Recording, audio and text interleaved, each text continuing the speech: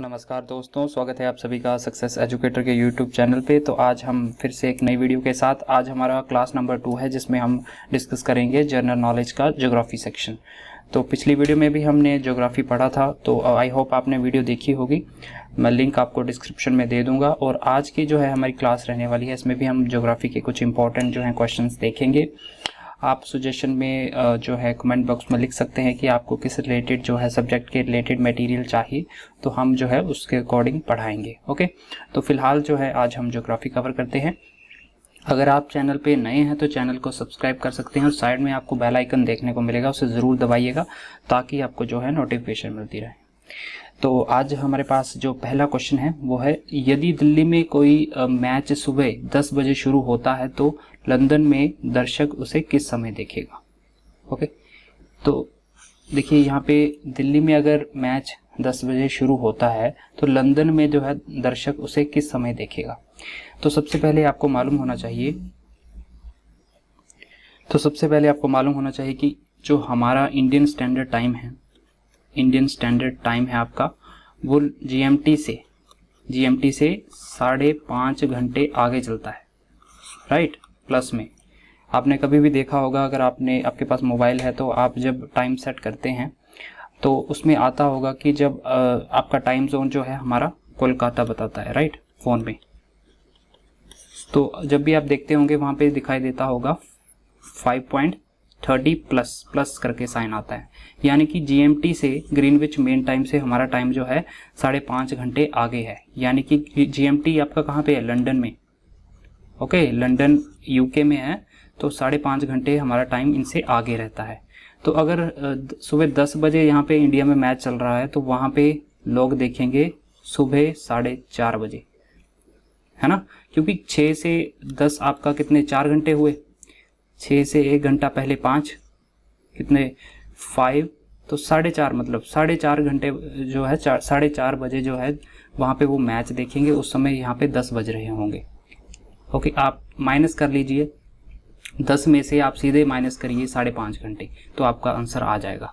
Okay, तो ये आपको मालूम होना चाहिए। ऐसे पूछ लिया जाता है कि 5.5 घंटे जो है हमारा जो टाइम है इंडियन स्टैंडर्ड टाइम जीएमटी से आगे चलता है। ओके, चलो नेक्स्ट चलते हैं। रूरकेला और दुर्गापुर स्टील प्लांट, तो रूरकेला है और एक दुर्गापुर स्टील प्लांट है, ये किस पंचवर्षीय योजना में मतलब लाई गई थी। ओके, तो ये आपका सेकंड जो 5 ईयर प्लान था आपका, उस समय जो है रूरकेला और दुर्गापुर स्टील प्लांट को स्थापित किया गया था। रूरकेला है आपका उड़ीसा में, ओके, और जो दुर्गापुर है ये है आपका वेस्ट बंगाल में।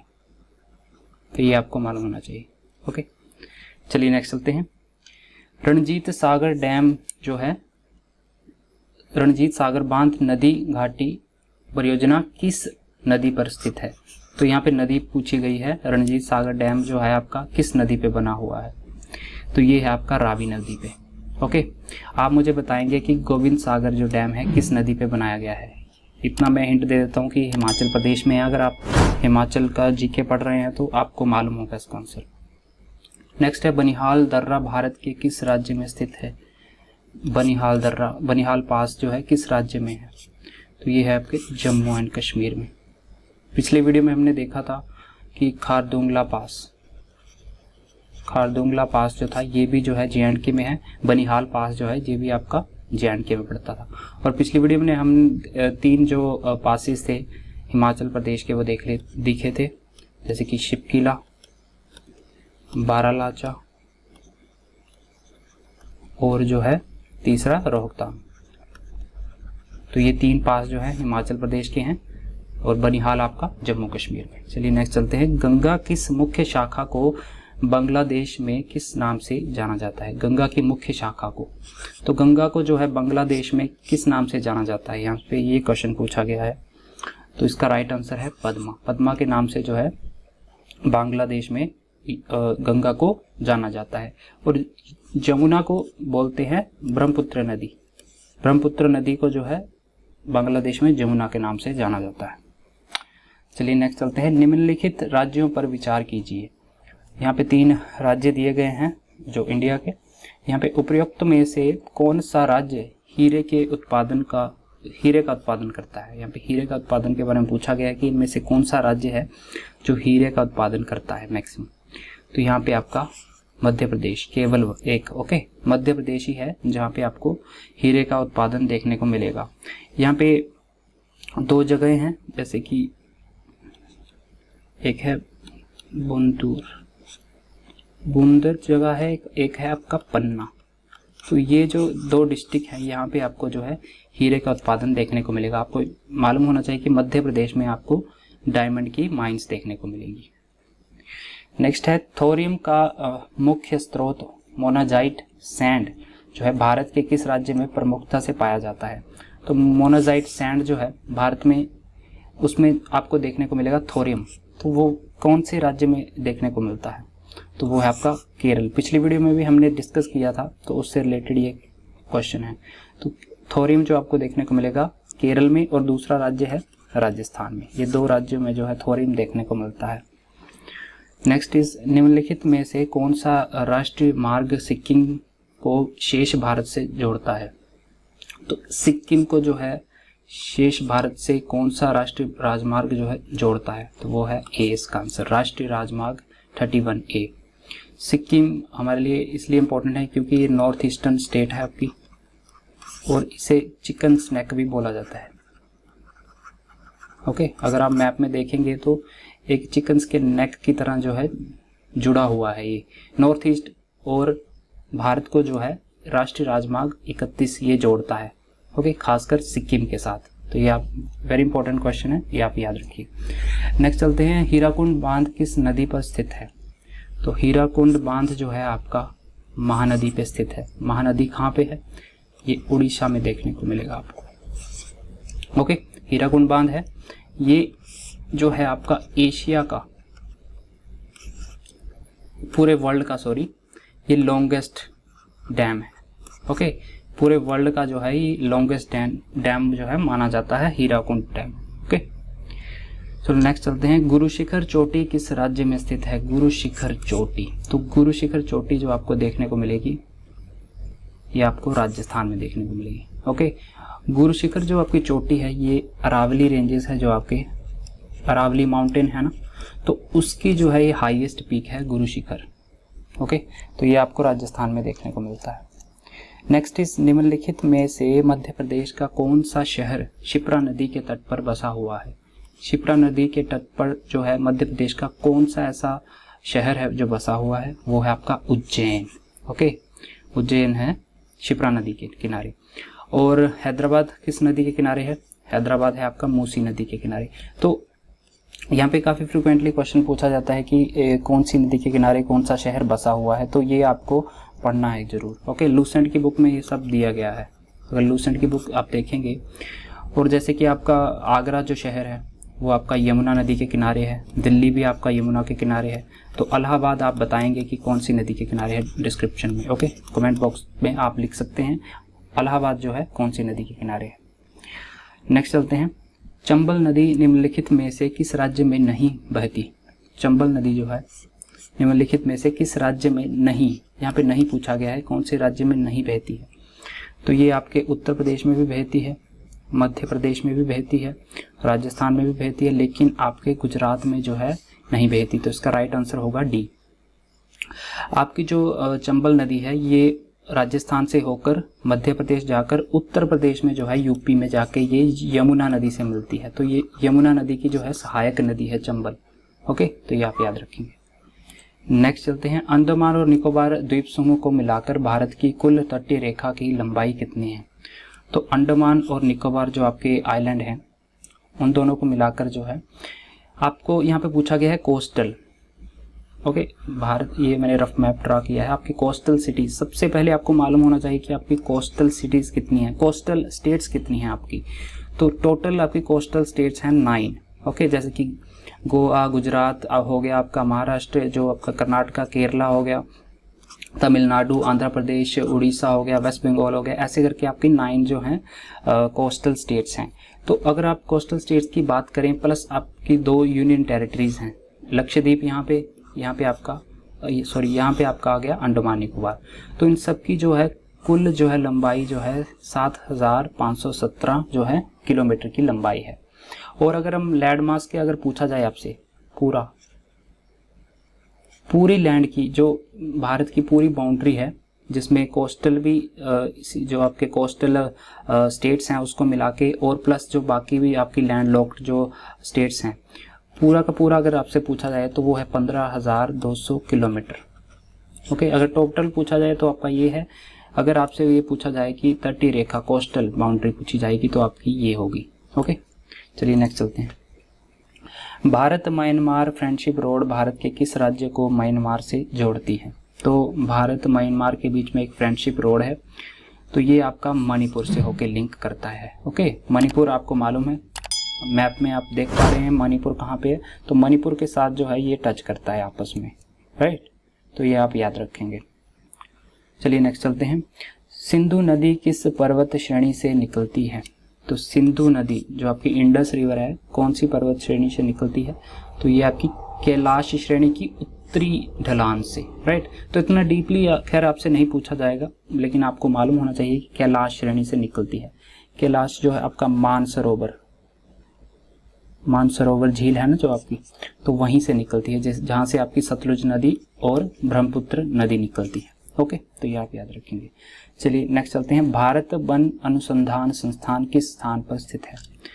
भारत वन अनुसंधान यानी कि फॉरेस्ट रिसर्च इंस्टीट्यूट इंडिया का, वो कहाँ पे है? तो ये आपको देखने को मिलता है देहरादून में। ओके, देहरादून में आपको देखने को मिलेगा, उत्तराखंड में फॉरेस्ट रिसर्च इंस्टीट्यूट या फिर भारतीय वन अनुसंधान।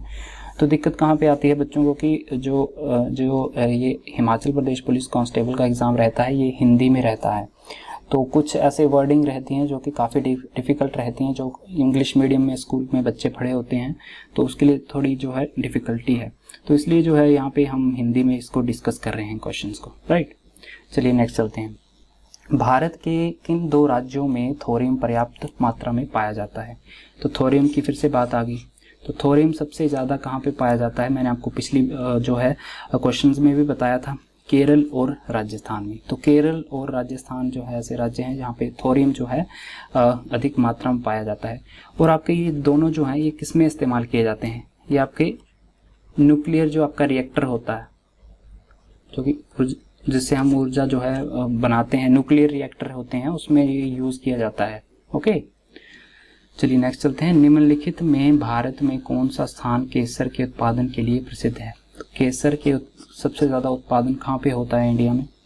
तो ये आपको जम्मू एंड कश्मीर में देखने को मिलेगा। ये क्वेश्चन इसलिए इम्पोर्टेंट है क्योंकि इसी साल जो है इसे GI टैग भी मिला है, geographical indication tag, Jammu Kashmir के केसर को, राइट। तो केसर सबसे ज़्यादा आपको देखने को मिलेगा जम्मू कश्मीर में। नेक्स्ट चलते हैं। भारत के 90% हीरे जो हैं किस शहर में प्रसंस्कृत किए जाते हैं?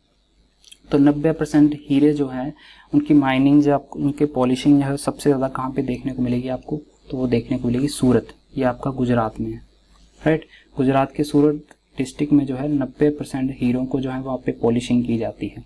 तो हीरों को जो लेकर जो है सूरत काफ़ी फेमस है। नेक्स्ट चलते हैं। बिहार, उत्तर प्रदेश और पश्चिम बंगाल में निम्नलिखित में से किस कारण से वर्षा होती है? तो बिहार, उत्तर प्रदेश और पश्चिम बंगाल यानी कि वेस्ट बंगाल में, तो ये तीनों के तीनों राज्यों में जो है पश्चिमी विक्षोभ के कारण, यानी कि जो आपके वेस्टर्न डिस्टर्बेंसेस होते हैं उसकी वजह से जो है बिहार, उत्तर प्रदेश और पश्चिम बंगाल में सबसे ज़्यादा बारिश होती है। और कुछ राज्यों में आपके सबसे ज़्यादा इंडिया में अगर आपसे पूछा जाए कि किस वजह से बारिश होती है, तो आपके जो साउथ वेस्ट मानसून रहते हैं, ओके, साउथ वेस्ट मानसून की वजह से सबसे ज़्यादा बारिश होती है इंडिया में। नेक्स्ट चलते हैं। निम्नलिखित में से ओजोन परत किस में पाई जाती है? तो ओजोन लेयर जो है वो आपको कहाँ पे देखने को मिलेगी? तो सबसे पहली लेयर मैं आपको यहाँ पे डायग्राम बना के देता हूँ। सबसे पहले आपकी आती है ट्रोपोस्फेयर, फिर आपकी आती है स्ट्रेटोस्फेयर, फिर आपकी आती है मीजोस्फेयर, फिर आपका आता है थर्मोस्फेयर या फिर आयनोस्फेयर, फिर लास्ट में आपकी आती है एक्सोस्फेयर।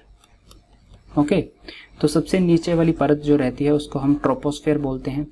यहाँ पे आपको वेदर फिनोमेनन देखने को मिलते हैं, जैसे कि क्लाइमेट चेंज जो भी रहता है, बादल वगैरह, वो आपको यहीं पे देखने को मिलते हैं। और स्ट्रेटोस्फेयर में आपको ओजोन देखने को मिलेगी, प्लस यहाँ पे आपको एयरप्लेन जो उड़ते हैं यहीं पे उड़ते हैं। और मीजोस्फेयर में कुछ खास इतना है नहीं। यहाँ पे थर्मोस्फेयर की अगर हम बात करें, यहाँ पे आपको रेडियो एक्टिविटी, ओके, आयंस वगैरह देखने को मिलते हैं, जो कि सैटेलाइट में यूज़ होता है। रेडियो एक्टिविटी जो वेव्स रहती हैं तो यहाँ से वो यूज़ होता है। तो एक्सोस्फेयर जो है ये आपका आउटर मोस्ट रहता है layer, okay, outer most layer रहती है। तो यहाँ पे ओजोन के बारे में पूछा गया, तो ये आपका इसका आंसर होगा स्ट्रेटोस्फेयर में, ओके। सेकंड वाली लेयर है, यहाँ पे आपको ओजोन देखने को मिलती है। नेक्स्ट चलते हैं, भारत के अंडमान व निकोबार द्वीप की समुद्री सीमा किसके साथ लगती है? तो अंडमान एंड निकोबार जो आपके द्वीप समूह हैं, उनकी सीमा यहाँ पे पूछा गया है कि इनके साथ लगती है। तो यहाँ पे ऑप्शन देखिए, तो इनकी सीमा जो है आपकी थाईलैंड और इंडोनेशिया के साथ लगती है। देखिए यहाँ पे मैप में आप देख पा रहे हैं, यहाँ पे देखो, ये है आपके अंडमान एंड निकोबार द्वीप समूह। अब देखिए ये है आपका मलेशिया और ये है आपके इंडोनेशिया वाले आइलैंड, ओके। इंडोनेशिया जो है डिफरेंट आइलैंड से मिलके बना हुआ है।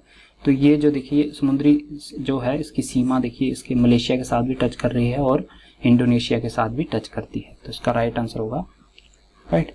तो भारत का एकमात्र सक्रिय ज्वालामुखी निम्नलिखित में किस स्थान पर स्थित है?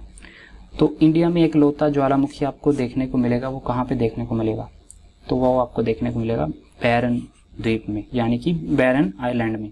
तो ये कहाँ पे है? ये आपका अंडमान एंड निकोबार द्वीप समूह में। देखिए यहाँ पे ये आपके नॉर्थ अंडमान, ये मिडिल अंडमान, ये साउथ अंडमान, और देखिए यहाँ पे साइड में जाके आपको यहाँ पे बैरन आइलैंड देखने को मिलेगा, ओके। तो ये आपको लोकेशन मालूम होनी चाहिए।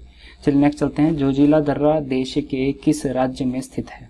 तो जोजिला दर्रा, एक और दर्रा आ गया, तो जम्मू कश्मीर इसका राइट आंसर होगा। तो यहाँ पे मैं पासेस इसलिए ऐड कर रहा हूँ क्योंकि जम्मू कश्मीर के पासेस काफ़ी सारे हैं, मतलब 5-6 जो हैं, काफ़ी इंपॉर्टेंट है, काफ़ी एग्जाम्स में पूछे जाते हैं, तो इसलिए यहाँ पे आपको मालूम होना चाहिए। पिछली वीडियो में हमने देखा खारदुंगला पास, यहाँ पे देखा हमने जोजिला पास, ओके, तो बनिहाल पास भी देखा। तो ये जो सारे पासेस हैं जम्मू कश्मीर में आपको देखने को मिलेंगे, ओके। चलिए नेक्स्ट चलते हैं, भारतीय मानक समय किस अक्षांश पर निश्चित किया गया है? यानी कि इंडियन स्टैंडर्ड टाइम, यहाँ पे इंडियन स्टैंडर्ड टाइम की बात की गई है। तो मैंने आपको बताया था कि इंडियन स्टैंडर्ड टाइम जो है ग्रीनविच मेन टाइम से 5 घंटे 30 मिनट जो है आगे रहता है, ओके। तो यहाँ पे पूछा गया है कि कौन सी जो है आपके लॉन्गिट्यूड से गुजरता है। लॉन्गिट्यूड होते हैं ये आपके, और लैटिट्यूड आपके ऐसे, ओके। तो लॉन्गिट्यूड यहाँ पे पूछा गया है, तो इसका राइट आंसर होगा, ये क्वेश्चन काफ़ी बार पूछा जाता है। तो 82.5 डिग्री ईस्ट, ये देखिए ये है आपका IST, इंडियन स्टैंडर्ड टाइम। तो यहाँ कहाँ से गुजरता है? अब यहाँ पे एक और इम्पोर्टेंट बात है कि ये कितनी स्टेट से होके गुजरता है। तो देखिए यहाँ पे आपको उत्तर प्रदेश है, ये आपका यहाँ पे देखिए मध्य प्रदेश को भी टच कर रहा है, 2 आपका छत्तीसगढ़ को टच करके जाएगा, आपका जो है उड़ीसा को टच करके जा रहा है, और ये देखिए यहाँ पे थोड़ा सा जो है आपका आंध्र प्रदेश वाला रीजन भी कवर करेगा। तो टोटल 5 राज्यों को जो है क्रॉस करके ये इंडियन स्टैंडर्ड लाइन जो है आपकी भारतीय मानक जो समय की रेखा है ये गुजरती है। आप मेरे को बताएंगे कि ट्रॉपिक ऑफ कैंसर या फिर कर्क रेखा जो है कितने राज्यों से होकर गुजरती है, ये आप कमेंट बॉक्स में लिखेंगे। तो ये थी आज की वीडियो गाइज, आई होप आपको पसंद आए। वीडियो को शेयर कर दीजिएगा अपने फ्रेंड्स के साथ जो भी तैयारी कर रहे हैं, और आपके जो भी सुझाव है आप कमेंट बॉक्स में लिख सकते हैं, मैं उस पर जो है अमल करके उस पर वीडियो बनाऊंगा, ओके। तो मिलते हैं दोस्तों नेक्स्ट लेक्चर में, शेयर कर दीजिएगा वीडियो, मिलते हैं नेक्स्ट लेक्चर में, तब तक के लिए जय हिंद।